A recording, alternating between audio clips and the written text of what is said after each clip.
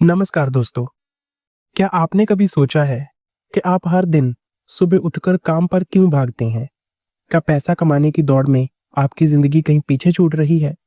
कल्पना कीजिए कोई बंदूक तान कर कहे, तेरा पैसा या तेरी जान, आप क्या चुनेंगे? ज्यादातर लोग पर्स सौंप देंगे क्योंकि जान की कीमत सबसे ज्यादा है। लेकिन असल जिंदगी में हम रोज अपनी जिंदगी की ऊर्जा यानी समय और मेहनत को पैसे के लिए बेच रहे हैं, बिना ये सोचे कि क्या ये सही है। आज हम बात करेंगे योर मनी और योर लाइफ किताब की, जो विकी रॉबिन और जो डोमिंगुez ने लिखी है, जिसने लाखों लोगों की जिंदगी बदली। ये किताब आपको सिखाती है कि पैसा सिर्फ नंबर नहीं, बल्कि आपकी जिंदगी की ऊर्जा है और इसे सही इस्तेमाल करके आप आर्थिक आजादी पा सकते हैं। तो चलिए इस किताब की यात्रा पर चलते हैं। सबसे पहले आइए बात करते हैं इस किताब की शुरुआत की, जहां लेखक हमें एक कड़वी सच्चाई से रूबरू कराते हैं। हम सब एक जाल में फंसे हैं। समाज ने हमें सिखाया है कि ज्यादा पैसा मतलब ज्यादा खुशी, ज्यादा सामान, बड़ा घर, नई कार और स्टेटस। लेकिन क्या ये सच है? लेखक कहते हैं कि हम मेकिंग अ डाइंग कर रहे हैं, यानी जिंदगी जीने की बजाय धीरे धीरे मर रहे हैं। अमेरिका में एक सर्वे के मुताबिक 60% लोग काम के तनाव में डूबे हैं, चिंता और डिप्रेशन से जूझ रहे हैं। क्यों? क्योंकि हम काम को जिंदगी से ऊपर रख देते हैं।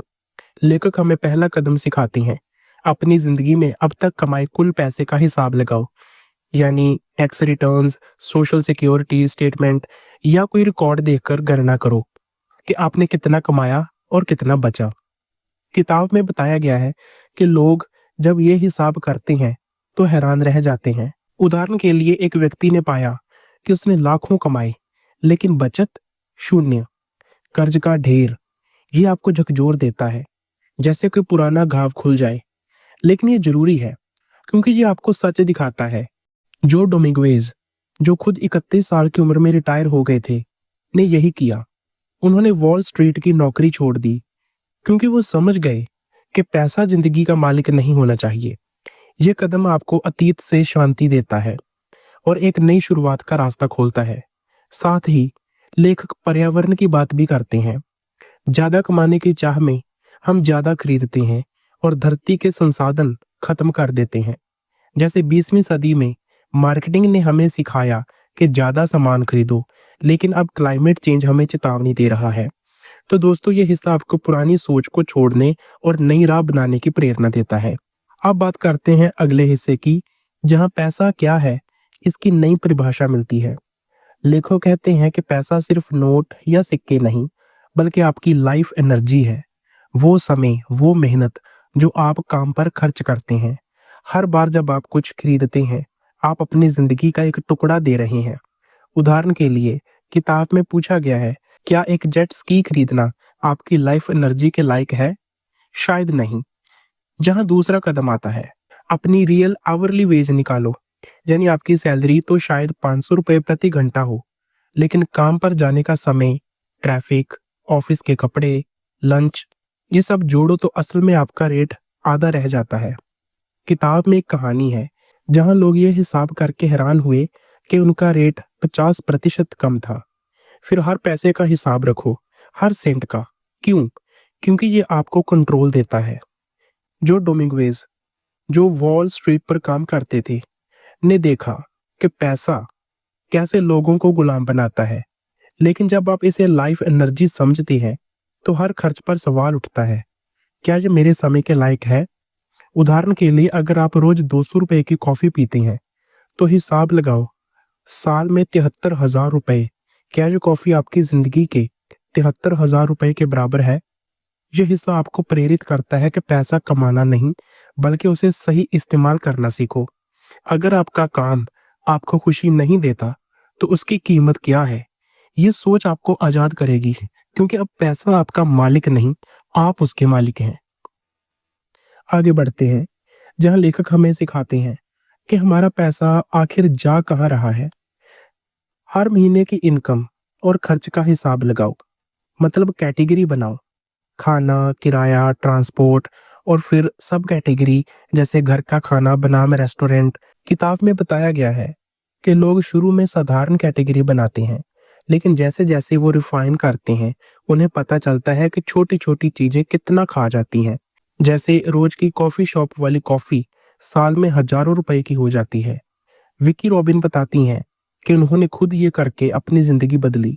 ये हिस्सा आपको दिखाता है कि हिसाब रखना कोई बोझ नहीं बल्कि ताकत है। कल्पना कीजिए, महीने के अंत में आप देखते हैं कि अनावश्यक खर्चों पर कितनी लाइफ एनर्जी बर्बाद हुई। ये आपको जगा देता है।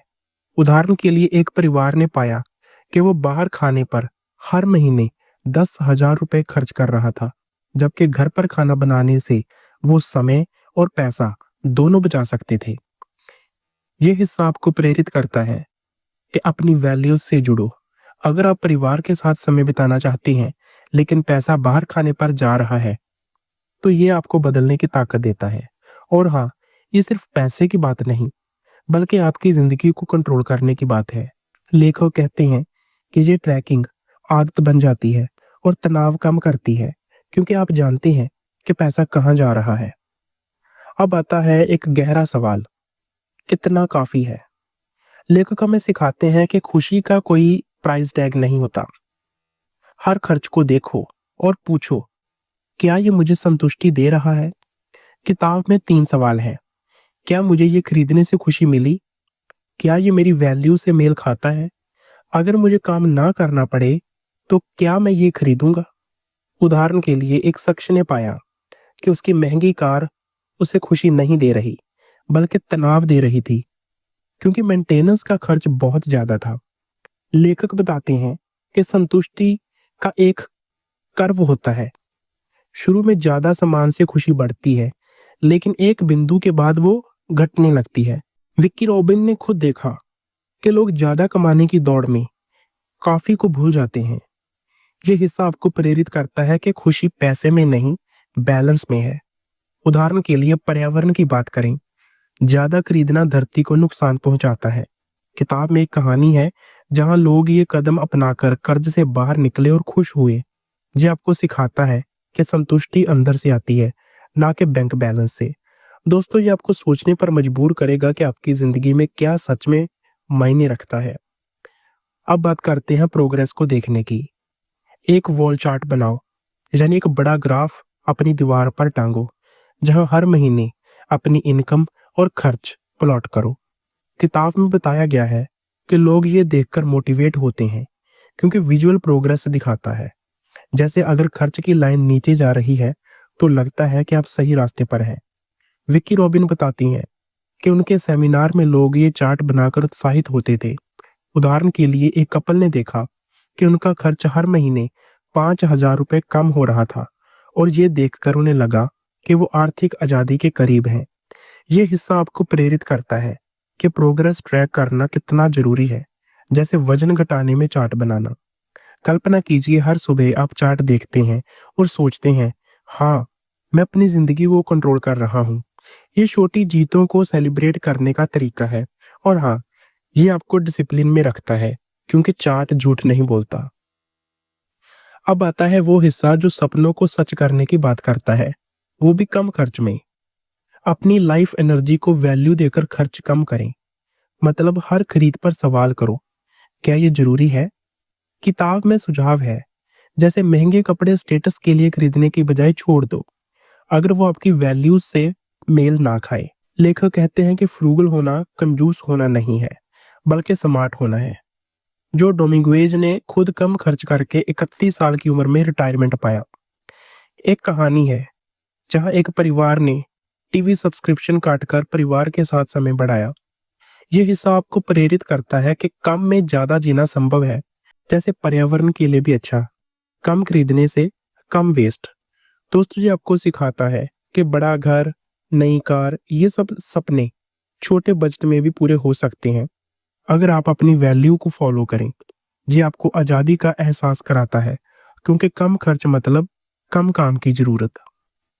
अब बात करते हैं काम और पैसे की। इनकम बढ़ाओ, लेकिन अपनी लाइफ एनर्जी को वैल्यू देकर। मतलब ऐसा काम चुनो जो पैसा दे और खुशी भी। किताब में कहा गया है कि काम सिर्फ सैलरी के लिए नहीं, बल्कि समाज में योगदान के लिए होना चाहिए। उदाहरण के लिए, अगर आपका काम आपको थकाता है तो उसे बदलो। लेखक सलाह देते हैं कि पेड वर्क हो लेकिन वैल्यू से मेल खाए। विकी रॉबिन ने खुद फिल्म इंडस्ट्री छोड़कर यह रास्ता चुना। एक उदाहरण है जहां एक शख्स ने हाई पेइंग जॉब छोड़कर लोअर स्ट्रेस वाली जॉब ली और खुश हुआ। ये हिस्सा आपको प्रेरित करता है कि काम प्यार से करो, पैसा अपने आप आएगा। जैसे अगर आपको लिखना पसंद है तो साइड हसल शुरू करो। दोस्तों, ये आपको सिखाता है कि ज्यादा कमाने की दौड़ में जिंदगी ना खो दो, बल्कि बैलेंस बनाओ। अब आता है सबसे रोमांचक हिस्सा, वो बिंदु जहां आप आर्थिक आजादी पाते हैं। कैपिटल और क्रॉसओवर पॉइंट, मतलब अपनी इन्वेस्टमेंट से होने वाली इनकम को ट्रैक करो जब तक वो आपके खर्च से ज्यादा ना हो जाए। किताब में उदाहरण है, अगर आपका मंथली खर्च 50,000 रुपए है और इन्वेस्टमेंट से 60,000 रुपए आता है तो आप फाइनेंशियली इंडिपेंडेंट हैं। लेखक सलाह देते हैं कि सेल्फ इन्वेस्टमेंट चुनो, जैसे यूएस ट्रेजरी बॉन्ड्स जो 7% रिटर्न दे सकते हैं। जो डोमिंगवेज ने खुद यही करके रिटायरमेंट पाया। ये हिस्सा आपको प्रेरित करता है कि क्रॉसओवर पॉइंट पहुंचना सपना नहीं, हकीकत है। कल्पना कीजिए वो दिन जब आपको काम ना करना पड़े फिर भी पैसा आए। यही फायर मूवमेंट की नींव है। अंत में लेखक बताते हैं कि अपने पैसे को कहाँ इन्वेस्ट करना है ताकि लॉन्ग टर्म आजादी मिले। सेफ और स्मार्ट इन्वेस्टमेंट चुनो। किताब में यूएस ट्रेजरी बॉन्ड्स की सलाह दी गई है क्योंकि ये स्टेबल है। स्टॉक मार्केट वोलेटाइल हो सकता है लेकिन बॉन्ड्स रिस्क कम करते हैं। लेखक कहते हैं कि फाइनेंशियल इंडिपेंडेंस के बाद आप दुनिया में योगदान दे सकते हैं, जैसे पर्यावरण की रक्षा। तो दोस्तों, ये किताब हमें सिखाती है कि पैसा आपका गुलाम ना बने बल्कि आपकी जिंदगी का साथी बने। ये 9 कदम अपने पैसे का हिसाब लगाने से लेकर इन्वेस्टमेंट तक आपको आर्थिक आजादी की ओर लेके जाते हैं।